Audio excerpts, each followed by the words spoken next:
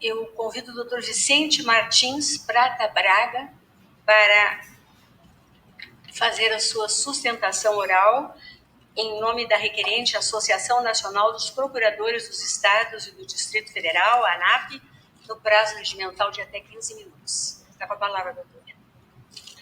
Boa tarde, excelentíssima senhora presidente em exercício dessa Igreja Corte, ministra Rosa Weber.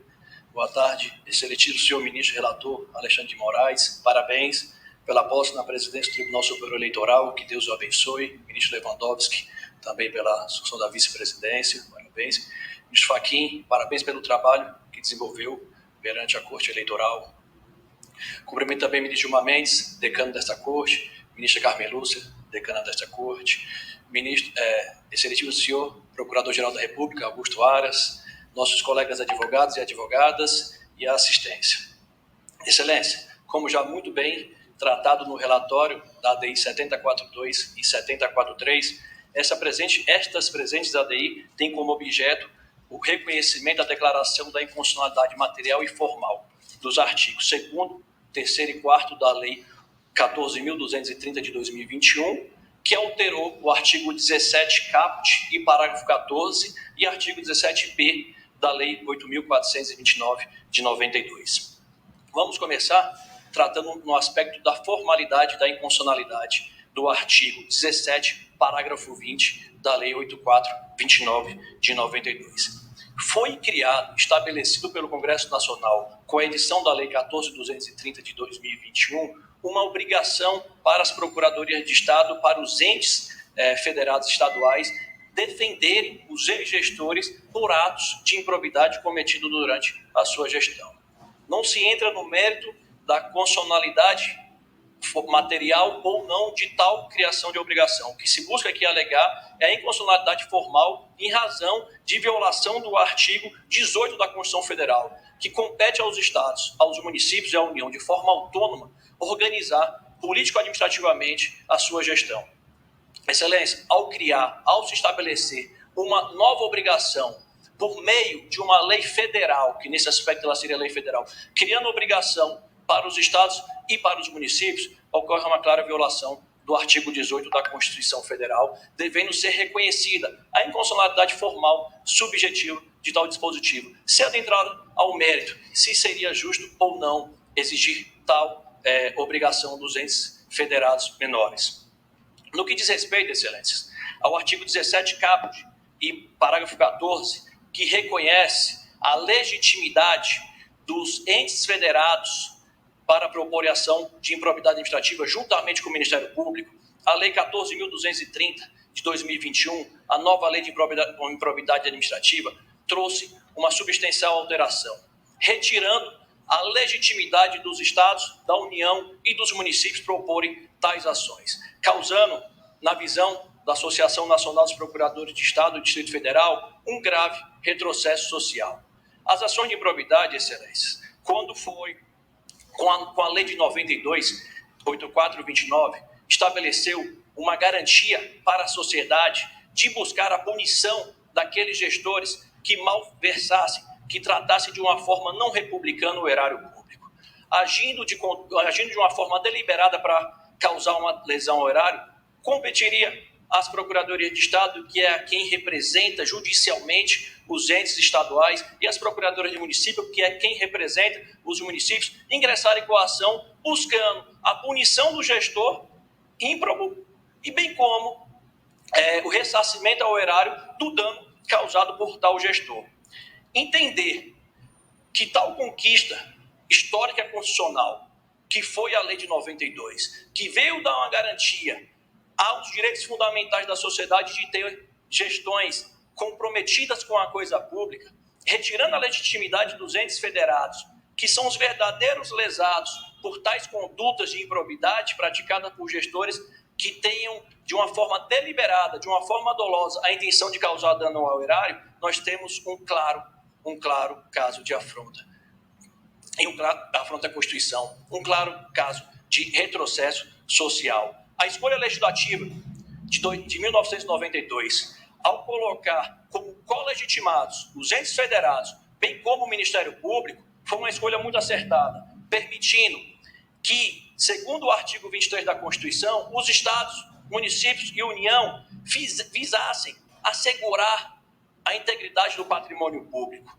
É competência comum dos entes federados, em sua totalidade, assegurarem a preservação do erário público. Artigo 23 tem nas suas competências comuns. Compete aos estados, a União, os estados e os municípios defender e proteger o patrimônio público, dentre outras obrigações, dentre outras competências comuns.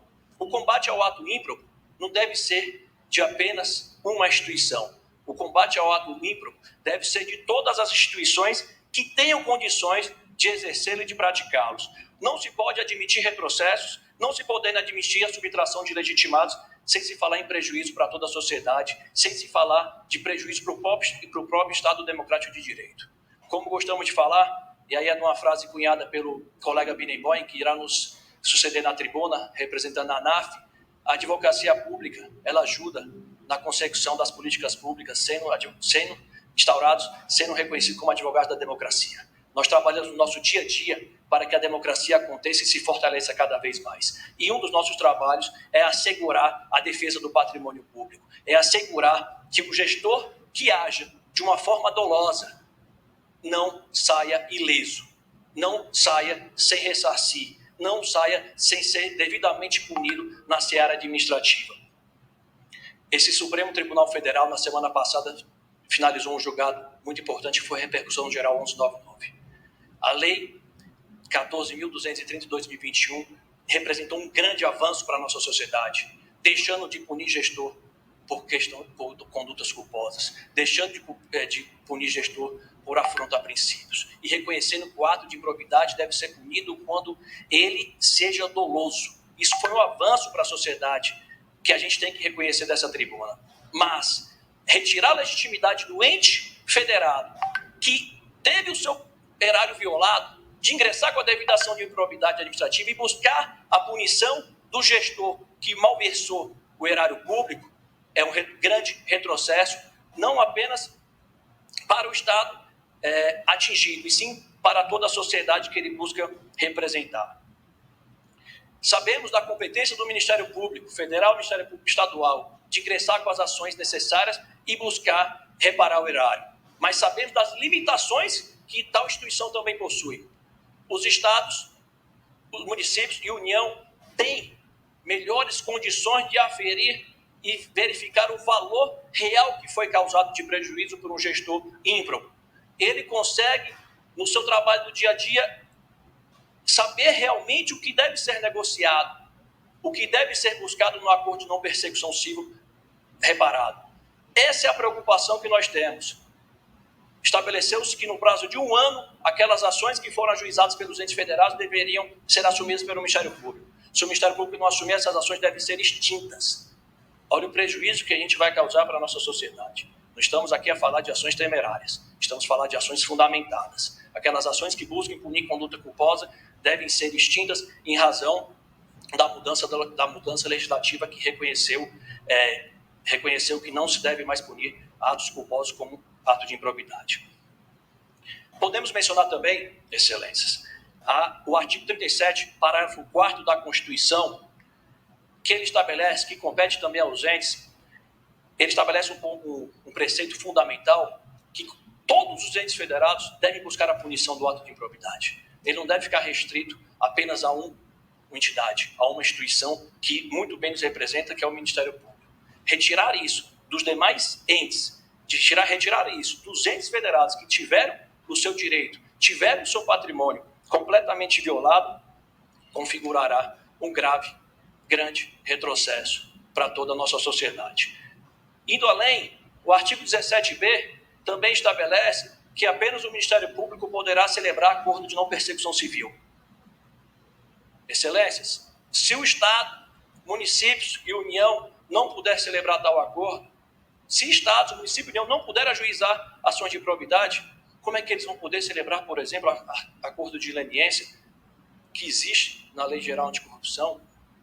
Acaba esvaziando por um todo a atuação dos estados, dos entes federados como um todo, no combate ao ato de improbidade, no combate ao ato lesivo ao erário público. Não estamos aqui a falar de corrupção. Estamos a falar de gênero, atos lesivos ao patrimônio público. A corrupção, o trabalho repressivo à corrupção deve ser feito pelo Ministério Público. A advocacia pública, ela estabelece a primeira trincheira no combate à corrupção quando ela faz a consultoria dos estados. Nós temos essa condição e viemos exercendo tal mista de uma forma republicana e atendendo os desiderados que determina a legislação. Mas, se o ato ocorreu, cabe sim aos entes federados também poderem celebrar, por meio das suas procuradorias estaduais, por meio das suas corregedorias, controladorias, os acordos de não persecução civil, trazendo uma recuperação imensa para toda a sociedade. Eu busquei números aqui de alguns estados da federação. Temos aqui o exemplo da Procuradoria-Geral do Estado de São Paulo. Temos mais de 800 ações ajuizadas que buscam recuperar mais de 66 bilhões para o cofre do Estado de São Paulo. Rio de Janeiro já celebrou 3 grandes acordos de leniência e acordo de não persecução civil, recuperando 44 milhões nos acordos com Andrade Gutierrez, recuperando 132 milhões com a construtora Carioca, recuperando 660 milhões com a Odebrecht, tudo feito pela Procuradoria-Geral do Estado do Rio de Janeiro. E tem mais 3 acordos de leniência sendo celebrados, que tramitam em segredo de justiça, tramitam em sigilo. Minas Gerais já celebrou, ministra Carmen Lúcia, mais de 128 milhões em acordos de leniência. E esse foi especificamente com a construtora Andrade Gutierrez. Santa Catarina já celebrou mais de 50 milhões. Rio Grande do Sul, ministra Rosa, tem mais de 240 ações tramitando, ajuizadas pela Procuradoria do Estado do Rio de Janeiro, do Rio Grande do Sul. E a Advocacia Geral da União, ministro André Mendonça, tem mais de 15 bilhões de acordo a entrar nos cofres públicos recuperado pela AGU, pelo trabalho eficiente que vem sendo desempenhado pela Advocacia Pública Federal, juntamente com a CGU. Não estamos aqui a fechar os olhos e imaginar um mundo que não existe, que não ingressem com ações temerárias, como muito bem colocado pelo ministro Gilmar Mendes na ação, na repercussão geral, tema 1199. Sabemos que temos, ministro, ações que são ajuizadas de forma temerária, com desvio de finalidade, e jamais podemos compactuar com isso. Mas isso pode acontecer, não é consequência de um legitimado. Qualquer dos legitimados podem fazer com abuso de finalidade, ingressarem com ações que não deveriam ter ingressado. Isso nós temos que combater. O Congresso Nacional poderia ter avançado muito além, muito além, e ter entendido que o subscritor de uma peça, seja membro do Ministério Público, seja membro da Advocacia Pública, que busque a punição de um gestor por um ato de improbidade, caso essa ação fosse reconhecida como temerária, ele poderia ser punido também. Esse Supremo, como guardião da Constituição, como Corte Suprema, não Corte Superior, ele pode vir a interpretar a Constituição e buscar tal entendimento. Não podemos julgar uma classe inteira por condutas isoladas. Temos que ter a consciência que os mais de 8 mil advogados públicos estaduais representam o trabalho dia a dia na defesa do erário público estadual. Aqueles que buscam agir de forma político-partidária, utilizando como escudo o seu cargo, devem ser punidos pelos órgãos de corregedoria e devem ser excluídos dos quadros das respectivas carreiras. Não podemos admitir que poucos contaminem. Ações temerárias não podemos admitir, e a ANAP não compactua, ministro Gilmar, com tal conduta. A gente entende que a ação a ser ajuizada, ela deve ser restritamente fundamentada e buscando a reparação do patrimônio público, sem jamais perseguir. E como foi trazido já no julgamento da repercussão geral 1199, alguns números, e alguns impressionam, ex-gestores sendo processados por condutas supostamente ímprobas, absurdas na nossa visão. E um ex-gestor da capital do estado de São Paulo, o segundo PIB, só perde para o estado de São Paulo, tendo que responder uma ação de improbidade, por exemplo, nos preocupa. Mas imagina um gestor do município do interior do estado do Piauí, do interior do estado do Pará, ele não tem condições de ter um resguardo, uma assessoria jurídica efetiva que o represente. E a gente traz alguns números, ministras, Rosa Weber, só para entender um pouco. Municípios com quadro próprio de procuradorias. Nós temos apenas 34% dos municípios da federação possuem quadro próprio de procuradorias. No norte, isso representa 15% dos municípios do norte do país tem quadro próprio de procuradoria. No Sul, são 62%. Olha a diferença, são 5 realidades no Brasil. Nordeste, 23%, Centro-Oeste, 26% e Sudeste, 33%. Nós vivemos diversas realidades. E o que a ANAP vem propor, uma interpretação conforme a Constituição, já caminhando para o fim, é que essa Suprema Corte entenda pela inconstitucionalidade do dispositivo 17 caput e 17p, entendendo pela legitimidade dos entes federados que possuam quadro próprio de procuradoria, ou seja, possuam advocacia pública institucionalizada, de ingressarem com ações de improbidade administrativa e celebrar acordo de persecução civil.